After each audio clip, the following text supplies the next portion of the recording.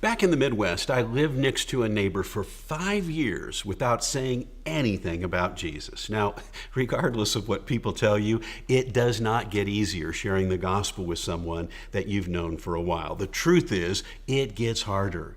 I mean, after you've known someone for 5 years and said nothing about Jesus, how do you even start that conversation? Well, I remember that evening. Our neighbors had been going through a very tough time, and I finally made up my mind to say something. We got home from a walk, and there was my neighbor on the porch of his house. And so I screwed up my courage, and I walked over, and I acknowledged what was going on and said, "You know, Jesus can help. He's the most important person in my life. He's helped me so very much." I'll never forget the look. Finally, my neighbor said, "You're a liar. I know every important thing about your life. When you got a new car, you took me for a ride the very first day. When you got a new barbecue grill, you invited us over that very night.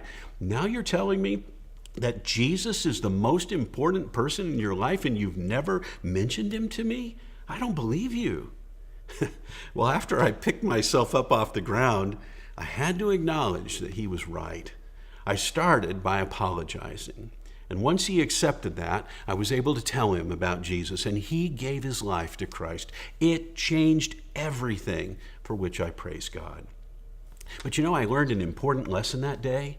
There's literally nothing that anyone could say to me today that would be harder to hear than these words on the final day. "Why didn't you tell me? I thought we were friends." So now we try. Now that doesn't mean that it's easy. Sometimes it's a real struggle to find a way to share with our neighbors, but we're intentional to try. So here's our question this week. What can we do to share Jesus with our neighbors? And the answer is ultimately a simple one. Be intentional. But just because it's simple doesn't mean that it's not hard.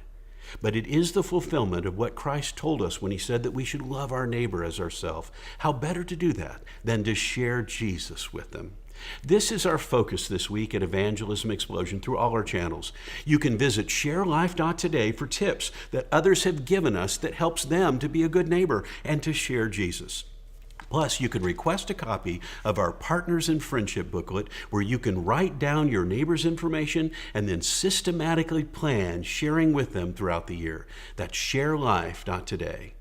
May God richly bless you this week as you serve him.